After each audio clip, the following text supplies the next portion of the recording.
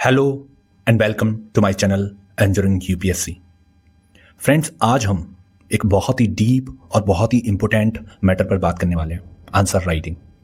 Answer writing एक ऐसी skill होती है जिसको अगर आपने होन कर लिया, जिसको अगर आपने गेन कर लिया, तो फ्रेंड्स मीन्स आपके लिए चुटकियों का खेल हो सकता है।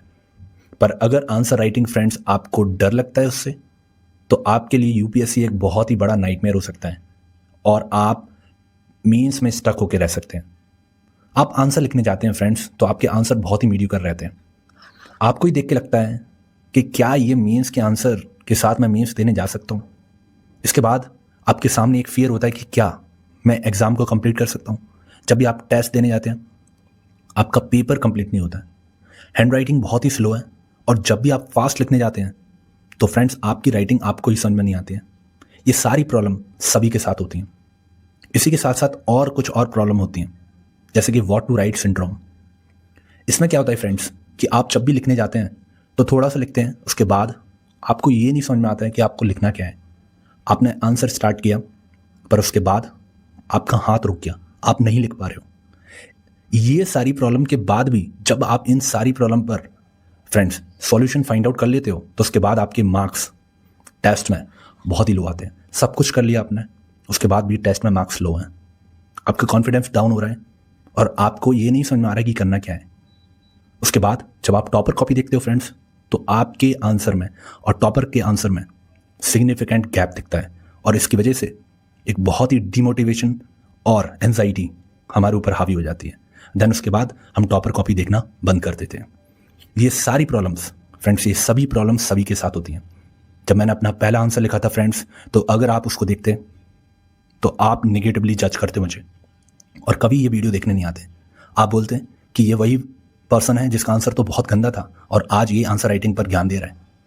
फ्रेंड्स, आंसर राइटिंग एक स्किल है जिसको इम्प्रूव किया जा सकता है, और आज आप एक सही वीडियो में आए हैं, क्योंकि आज हम आंसर राइटिंग की स्किल को इम्प्रूव करने वाले हैं। और इस वीडियो के बाद फ्रेंड्स आपकी आंसर राइटिंग सिग्निफिकेंटली चेंज होने वाली है और यूपीएससी को इम्प्रेस करने वाली आंसर राइटिंग आपकी होने वाली है। So without wasting time, let us understand how to write answer which would impress UPSC and help us in clearing examination like UPSC. इस वीडियो में आगे बढ़ने से पहले सबसे इम्पोर्टेंट चीज़ जो हमें समझनी है वो ये है कि हमारी स्टेज क्या है, क्योंकि जब तक हमें ये पता नहीं होगा कि हम कितने वीक हैं, कितने पानी में, तब तक हम उस पानी से नहीं निकल सकते। 2025 मीन्स रेडी स्टेज, या फिर 2026 में जो मीन्स होगी फ्रेंड्स उस स्टेज पर है। 2025 मीन्स रेडी स्टेज का मतलब है कि आपकी आंसर बिल्डिंग हो चुकी है। इसका मतलब आपने क्वेश्चन आस्किंग टाइप को फाइंड आउट कर लिया है PYQ से, एंड देन 1 पेजर नोट्स आपने बना लिए हैं जो सिलेबस के कीवर्ड्स के अकॉर्डिंग है। इन सारी चीज़ों का आपने 1 से 2 बार रिवीजन कर लिया है।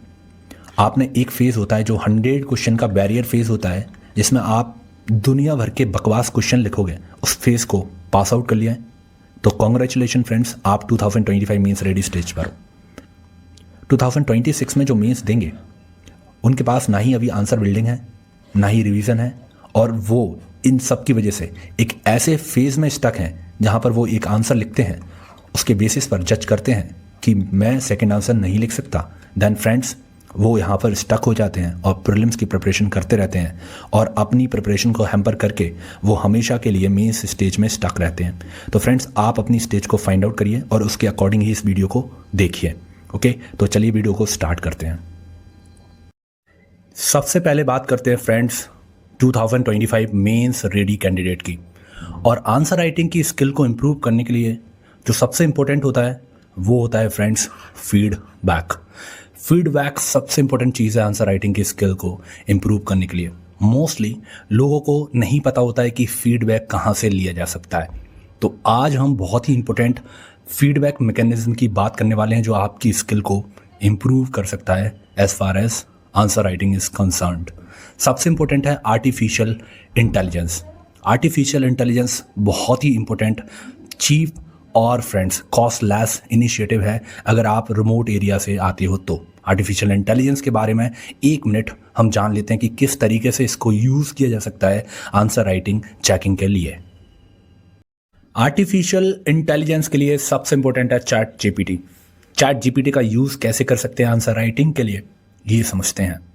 आपको सबसे पहले PYQ खुद से लिखना है, देन उसके बाद चैट GPT को ओपन करना है, उसमें कुछ प्रॉम्प्ट डालनी है, उसमें सबसे पहले आपको वही क्वेश्चन टाइप कर देना है, देन कुछ रिक्विजिट लिखना है कि answer should meet the demand, relevancy, precision, structure and check as per the structure of the UPSC। उसके बाद वहीं पर आपको साइड में या फिर नीचे लिख देना है maximum marks 6, minimum marks 0, then okay. उसके बाद आपके पास एक आंसर आएगा और उस आंसर के साथ सेकंड आता है फ्रेंड्स पीयर रिव्यू। और पीयर रिव्यू में आपके पास कोई ऐसा पर्सन हो जो आपको एक्यूरेट एफिशिएंट तरीके से आपकी कॉपी को चेक कर दे, वो भी रिमोटली और कॉस्ट इफेक्टिव वे में। फ्रेंड्स, एज अ सॉल्यूशन मैं आपको इंट्रोड्यूस कराना चाहता हूँ टेक्स्ट बुक पासलाइट प्रोग्राम से, जो टेक्स्ट बुक की ओर से UPSC के लिए एक स्पेशली डिज़ाइन इंटीग्रेटेड वे में एक प्रोग्राम है, जिसमें मेंस प्रीलिम्स टेस्ट सीरीज के साथ साथ फ्रेंड्स आपको डिफरेंशिएटेड वे में समरी मिलेगी, चाहे वो NCERT हो, PYP हो या फिर फ्रेंड्स करंट अफेयर्स। इसमें आपको 300+ प्रीलिम्स के टेस्ट मिलेंगे, उसी के साथ साथ मीन्स टेस्ट सीरीज़ का इवेल्यूशन भी होगा। इसी के साथ साथ फ्रेंड्स आपकी एक इंटीग्रेटेड वे में प्रिपरेशन स्टार्ट हो जाएगी। तो डेफिनेटली फ्रेंड्स आप इसको ज्वाइन करें, जिससे आपकी मीन्स की प्रिपरेशन हैम्पर ना हो और इवेल्यूएटेड वे में आपकी प्रिपरेशन फ्रेंड्स चलती रहे। इसके फ्रेंड्स चेकआउट के लिए आप इसकी लिंक पर जा सकते हैं, उसकी लिंक मैंने डिस्क्रिप्शन में दे दी है। अगर फ्रेंड्स आपको डिस्काउंट चाहिए तो 10% डिस्काउंट आपको इस कोड से मिल जाएगा, जो है ENP10। तो फ्रेंड्स जाइए और इस प्रोग्राम को एनरोल करके आप अपनी मीन्स की प्रिपरेशन को इम्प्रूव करिए। ओके, चलिए फ्रेंड्स, अगर आप दिल्ली में हैं तो आप कोचिंग इंस्टीट्यूट की जो आंसर राइटिंग प्रोग्राम है उसको ज्वाइन कर सकते हैं, क्योंकि यहाँ पर आपको इनकी चेकिंग से बहुत ज़्यादा इम्पैक्ट नहीं होगा, पर यहाँ पर आपको मिलती है गुड कॉपी। जो काम आप आर्टिफिशियल इंटेलिजेंस से कर रहे हैं वो आप गुड कॉपी के साथ भी कर सकते हैं। इसके रेस्पेक्ट में हम नेक्स्ट वीडियो में देखेंगे कि इसको कैसे डिटेल वे में यूज़ किया जा सकता है और अपनी आंसर राइटिंग स्किल को इम्प्रूव किया जा सकता है। और अगर फ्रेंड्स आपकी टाइम मैनेजमेंट नहीं है बहुत ही रिक्वायर्ड वे में जो चाहिए उस तरीके की, तो फ्रेंड्स आप इस प्रोग्राम को ज्वाइन कर सकते हैं, जो एड सारथी पर I think free of cost रहता है, जिसमें 7 मिनट एंड 11 मिनट में आपको वीडियो कॉलिंग के साथ क्वेश्चन कराया जाता है। तो आप इस प्रोग्राम को ज्वाइन कर सकते हैं, ये फ्री ऑफ कॉस्ट है। और आर्टिफिशियल इंटेलिजेंस हमने देख लिया फ्रेंड्स, पीयर हमने देख लिया, जिसमें हम कोचिंग इंस्टीट्यूट में गुड कॉपी से कंपेयर कर सकते हैं, अपनी राइटिंग स्पीड को इंक्रीज करने के लिए HRT का प्रोग्राम यूज़ कर सकते हैं। पर ये सब करने के बाद भी आपके आंसर राइटिंग उस लेवल पर नहीं पहुंच पाई जो UPSC को इम्प्रेस करते और आपके मार्क्स को इंक्रीज करते टेस्ट सीरीज़ में। सबसे इम्पोर्टेंट होता है, सबसे इम्पोर्टेंट आंसर राइटिंग के लिए टॉपर कॉपी।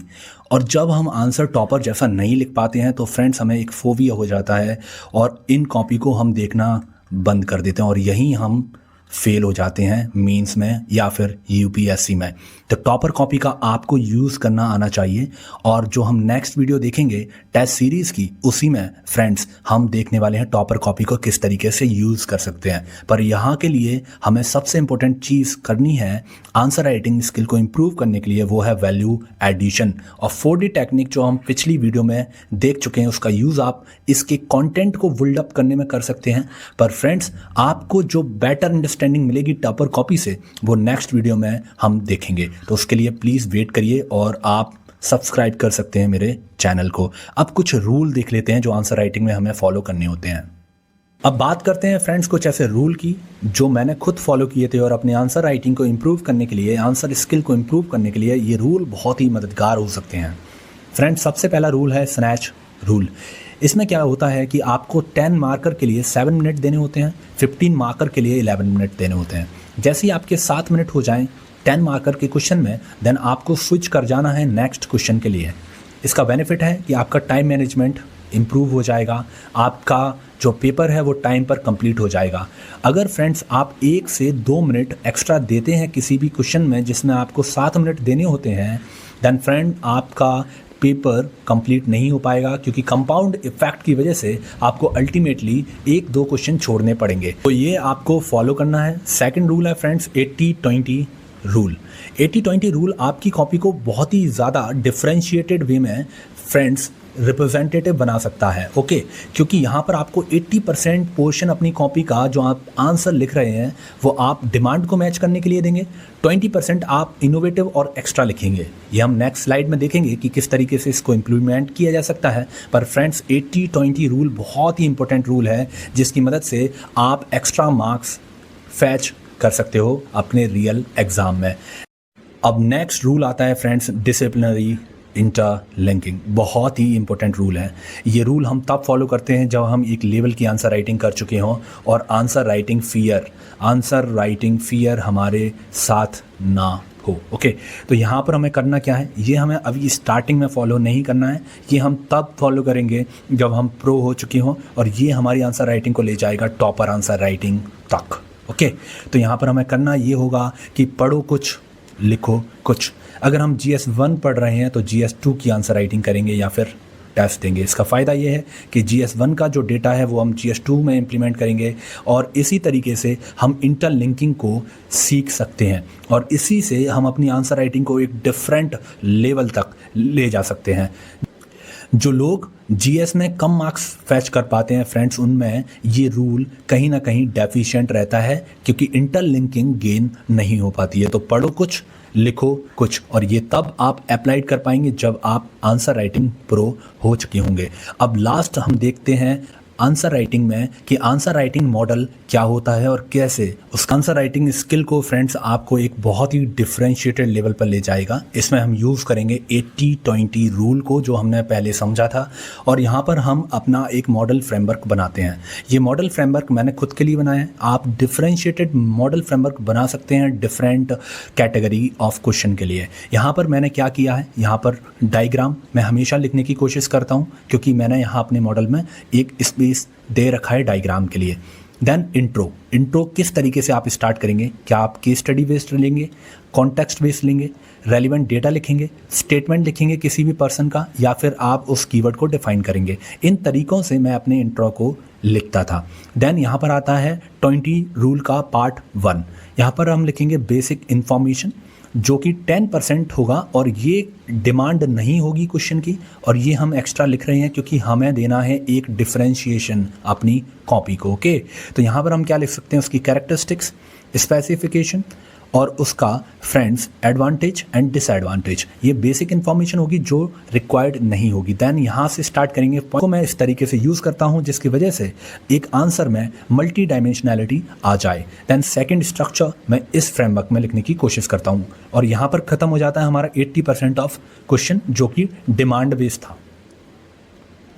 देन फ्रेंड्स यहाँ पर हमने यूज़ किया है 10% और 10% हम यहाँ पर यूज़ करेंगे जो एक्स्ट्रा होगा, क्वेश्चन में डिमांड नहीं होगी। या तो वो वे फॉरवर्ड हो सकता है, वो सजेशन हो सकता है, गवर्नमेंट स्कीम हो सकती है, गवर्नमेंट मीज़र हो सकता है। तो ये 10% यहाँ यूज़ किया है, 10% यहाँ यूज़ किया है और ये दोनों ही 20% of part of the copy होंगे जो कि क्वेश्चन में डिमांड नहीं है, लेकिन डिमांड के साथ इस तरीके से पेश किए गए हैं कि क्वेश्चन के आंसर को एक डिफरेंशिएटेड लुक दे सकें और मार्क्स को फैच कर सकें। तो इस तरीके से आप अपने मॉडल को बना सकते हैं जो आपको आपकी तरीके से आंसर लिखने में मदद करे।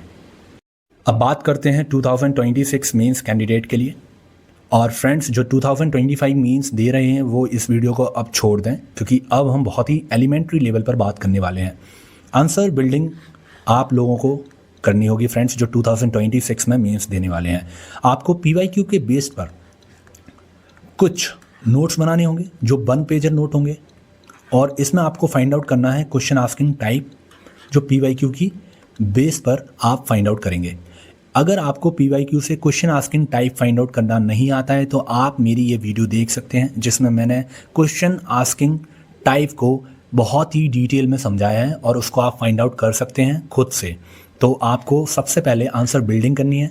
देन फ्रेंड्स आपको इस आंसर बिल्डिंग का 1 बार या 2 बार रिवीजन करना है और उसके बाद आपको आंसर राइटिंग करनी है जिसमें आपको 100 ऐसे क्वेश्चन लिखने होंगे जो बहुत ही एलिमेंट्री लेवल के होंगे और आपको किसी को ये क्वेश्चन दिखाना नहीं है क्योंकि वो आपको नेगेटिव जज कर सकता है। आप कहाँ से क्वेश्चन लिख सकते हैं, NCERT के जो बैक में क्वेश्चन लिखे रहते हैं फ्रेंड्स, आप वहाँ से क्वेश्चन लिख सकते हैं।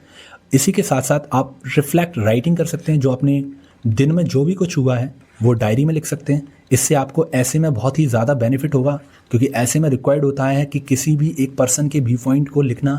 और जब भी आप डायरी एंट्री करते हैं तो आप अपने व्यूज़ को सेग्रीगेटेड फॉर्म से ऑर्गेनाइज्ड फॉर्म में ले जाते हैं।